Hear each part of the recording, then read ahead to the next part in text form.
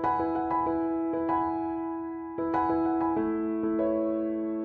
guys, what is up and welcome back. Check it out. I'm back in front of my bookshelves. It has been a very long time since we've filmed anything in front of my bookshelves. Having like a crisis about how my bookshelves looked. I feel like they were super cluttered. There's just a ton of stuff on them. A lot of it didn't make sense to keep, so I actually decluttered. You guys saw a bunch of unhauls that I did. I did a bunch of unhauls. I actually sold a bunch of books. I got rid of some of the pointless candles that I owned. I actually only kept candles from companies that I genuinely love and am excited about, which there's only like 3 or 4 of them that I genuinely love anymore. I just am at the point in my life where I only want to have things and only want to buy things that genuinely bring me joy. So that's why there's actually plants right here on my shelf now, because those are the things that make me happy. I really like having plants, so I'm sorry if my shelves look a little weird. I'm sorry if the setting is a little weird. This is the first video I'm filming with the new lens. It's the first video I'm filming this close to my camera. I can actually reach out and touch my camera now, with, as before, it had to be like 10-15 feet away from me, so it was really hard to film.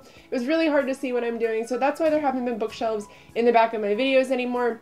I may also film occasionally in front of my desk when I'm doing something not so book related, but more lifestyle or like mental health related. That way you guys are able to identify what kind of video I am putting up that day. I figured that'd be really helpful for you guys as well. But today I am doing something I am so excited about. I'm actually doing the Pokemon book tag, which was created by one of my very best friends, Sam, here on BookTube. I will actually list her channel down below. She is That Bookish Gamer. I will also list the original video down below. But if you guys do not know this, I am obsessed with Pokemon. I have been playing Pokemon my entire life. My Oma, my grandma, actually bought me Pokemon the very, very first version, Blue, when it came out, and she bought me like a Game Boy, and I just remember being very, very excited about it. She actually bought me a Game Boy, not realizing that it didn't come with a game because she's quite old, obviously. So we actually went to the store and she's like, okay, well, what game do you want? And I lived in Alaska and I didn't know, I didn't have like access to the internet. I didn't know what was what, and I saw Pokemon and was like, that sounds really cool, and she bought it for me and I started playing it. And ever since then I have played every single version of it except for the couple from when I was moving from Alaska to Ohio. When those were released, I actually didn't get to play those. I'm really excited for like Let's Go Pikachu, Let's Go Eevee. I am just such a fan. It is something that I have always been a fan of and will always be a fan of. I actually have a Pokemon tattoo. I'm not going to show you guys because it actually looks like crap, but today I wanted to sit down and film this video with you because it combines my 2 loves. It combines Pokemon and books, and like I said, those are like my 2 favorite things. But this has been enough of an intro. I'm just going to go ahead and get started, and if you guys are interested in participating in this, you absolutely should. I'm going to list a bunch of people down below that I think should also participate in this, but like I said, let's just go ahead and get started. So the way this tag works is you actually build a team like you would in Pokemon. So I have picked 6 Pokemon that are some of my absolute favorites to fit the theme, as well as trying to incorporate books that I knew I wanted to talk about, books that I am super excited about, books that I genuinely love. So the first one that I have here is Water type, a flowing, easy-to-read book. And the Pokemon that I picked for this is Araquanid, who is one of my most favorite of the new Pokemon. I think that he's so creepy and so cute. And Water type, if you didn't know, are my most favorite type of Pokemon. I actually have like Water type shirts and stuff. I think that as an Aquarius, it just kind of fits with me. I absolutely love Water type. And the book that I have for a flowing, easy-to-read book would be Simon versus the Homo Sapiens Agenda. You guys know I loved this book. It took me like a day to read it. It's so fun and easy to read as well, which I think is what's really important about this book. It is obviously relatable. It does have a lot of gay rep in it, which I think is very, very important, but it was just so easy to read, and I think that's kind of like the phenomenon of people being really drawn to the movie and to the book nowadays and finding it, they're finding some sort of support from friends and family from this book. I think it's because it is so relatable and it is such an easy read and it is such an easy movie to watch when you think about it that way as well. I think that it was just such a wonderful book, and like I said, I read it in about 24 hours and I absolutely loved it. So that's the one I'm going to use for this prompt. Now the next one we have here is Fire type, a fire-hot romance. My favorite fire-type Pokemon is Typhlosion. I absolutely love him. He is sort of like a giant ferret, but he has flames that stick out of the back of him, and he is just so cool. I actually just recently got one in Pokemon Go, and I'm like super geeked about it. If you guys don't play that, you guys should. It's a lot of fun, even if you're not really into Pokemon.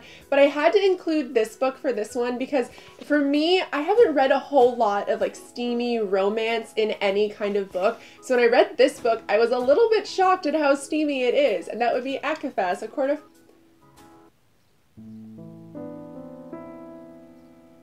So when I read this book, I knew I had to include it in this one, and it'd be A Court of Mist and Fury. The romance in this kind of was jaw-dropping to me. Like I said, I'd never read anything like it before. I wouldn't say that it's the best written, nor is it my favorite, but when I think of a steamy romance, this is definitely the book that I go to. If you guys haven't read this series, I don't even know at this point if I would recommend it, but I couldn't do this prompt without including this book because it definitely has some of that hot, steamy romance element to it.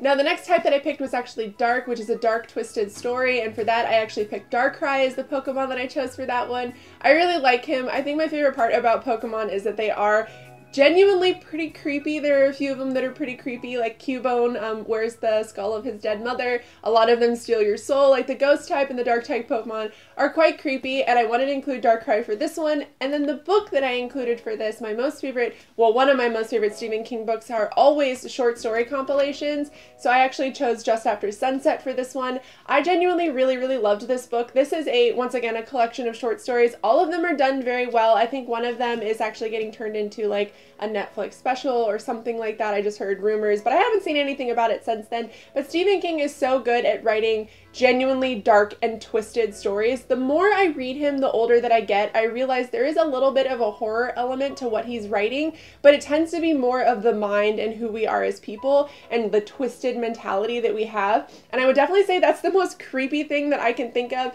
If you guys are not familiar, I'm not afraid of ghosts or, you know, monsters or anything like that. I love horror movies, but when it comes to the human psyche and how twisted and cruel we can be, I think that is the most horrifying and realistic thing because it can actually happen. So I had to include this one. It was such a good book. If you guys haven't read it, it didn't come out that long ago. I think like 4 or 5 years ago, but it was so good, and I genuinely just really loved it. So the next prompt we have here is actually Psychic, and it is Saw That Coming. My most favorite Pokemon, well, one of my most favorite Pokemon of all time is actually Wobbuffet. Wobbuffet is absolutely hilarious. I like just how funny he is for some reason, how goofy he is. He seems a little like derpy, which I genuinely love. I think that he reminds me of one of my cats, actually. I keep wanting to rename my cat Ulfric into Wobbuffet because they are so similar. But I have to say, the book that I read most recently that had a really predictable plot for me, but I still genuinely loved this book and I love this series. I just read the second one, and that'd be Daughter of the Pirate King. This book is quite predictable. I don't really know what age this is supposed to be targeted towards. I think it was supposed to be YA, but it kind of floats more for teen for me. It was really easy to read. I like the banter between all the characters, but the premise of it was so, you could see it coming a mile away, and I'm not one of those people that finds things very predictable at all, so I know that anyone who does is going to read this and get like 15 pages in and kind of know what's going on. But like I said, I did genuinely like this, but like the love interest, the like big, you know, the big twist at the end of it, I kind of saw all of that coming. But like I said, I still really liked it, but it was definitely quite predictable. Now the next prompt we have here is Grass, or your favorite book in a series, and the Pokemon I chose for that is actually Bayleaf. I would say Grass is my second favorite type. I genuinely just like earth, grass, you know, like water, like that, like the elements kind of stuff. I really like those, and I would have to say my favorite book in a series by far has to be Sleeping Giants by Sylvain Neuvel. I love this series. I'm gonna do a full review for it. It's probably gonna go up later this week. I just really loved this book, and I have to say I loved all of them. I think I gave the second one 4 stars and I gave the third one 5 stars. Overall, it is a very strong series, but I would have to say that this one is my favorite. This one is the one that's written in mostly interview form. It's almost purely interview form. In the later parts of the series, it does kind of switch up a little bit and has more like actual chapters in it. But this one was so revolutionary to me. I genuinely loved it. I loved all of the characters, and I loved that the story was developing. You didn't really know what was going on, and there was kind of a little bit of mystery there. So I think this is why this one is my favorite. Like I said, the whole series is amazing, but this one is absolutely 100% my favorite out of the entire series. And if you guys are interested in a full review, like I said, that'll be going up later this week. Now, I'm not really into dragon-type Pokemon, but I will say I do genuinely really love Bagon. I think that he's such a cool Pokemon. I actually also recently got this in Pokemon Go, got him or her in Pokemon Go, so I think that's why I'm really attracted to them. I don't know, I just think that they're really kind of adorable in a really messed up way. And the book that I have for this is actually one of my most favorite series of all time, a series that I genuinely need to reread soon because I need to get more of Robin Hobb in my life, and that would be the Rainwild Chronicles. This is the first one. This is a 4-book like chronicle like series. I genuinely love this so much, and I've been trying to find books that are more along the line of this book, they are dragons who are semi-sentient, well, pretty much all the way sentient, and they have these keepers that they're taking them to the place that they were actually created, the place they were born, the place that they are supposed to live and thrive and have, you know, more dragon babies because they are kind of dying out as a species. And I just love this series, not because they are dragons, but because they are sentient. And I have tried to read a couple series since then and not really loved them as much. Like I read Aragon, there was another one, I can't remember the name of it. It's about a dragon and his parents and his sister, and then these dwarves show up and they kill his family, and him and his sister run away, and that's as far as I got. I can't even remember the name of it. But I really need more series like this because sentient dragons are by far one of my most favorite things to read about in fantasy novels. I think that it's so cool because they always have this otherworldly, like, sense of how everything's supposed to be, because generally they are very old, they have a lot of history, they know a lot about, you know, like, other things that don't necessarily fall into human stuff, like, because obviously they are dragons. And I really, really love this series. I read all 4 books in about a week, like years and years and years ago, so I need to reread these soon. And I also own a lot more Robin Hobb that I haven't read, so I need to get around to reading those. But I genuinely love this series, and I love the dragons in this series. Now the next one we have here is Ghost Type. Everyone is dead and no one is safe. Now, when I thought of this, I immediately thought of Cofagrigus. Cofagrigus is actually one of my husband's favorite Pokemon. He is so cool and slightly terrifying. You guys should definitely get on Bulbapedia, which is like the Wikipedia page for Pokemon, and actually check out his backstory. He is terrifying. He is actually obviously a coffin Pokemon, and I thought that was so cool. He is a latter addition to the game, so I think that they had a lot. I don't know, with Pokemon, they sort of start lacking in naming Pokemon and like the different types, and we're getting to the point where like it's like essentially keychains and helmets. There's a Pokemon called Shelmet, but Cofagrigus for me was so cool, even though he was one of the more newer Pokemon, so I had to include him for Ghost Type. But for a book where no one is safe and everyone is dead, this is going to come as no surprise to a lot of people. It'd be Godsgrave by Jay Kristoff. I have only read the first one. I own the second one as well, and I know that I have the third one pre-ordered. But no one is safe in this book. Just when you think that things are going to work out, that Mia's going to, you know, figure something out, that things are finally starting to go her way, everything goes wrong. And the ending of this book just had me like jaw on the floor. I could not believe it. Jay is definitely a very cutthroat author. I wouldn't get too attached to any character, although from what I've read, I guess it's okay to get attached to some characters because I've seen some spoilers for the later series, but some of my favorite characters actually die in this book, and I was really upset about it. It's no secret that, like I said, Jay is a very cutthroat author, so I had to include this one. For me, this is the book that came to mind.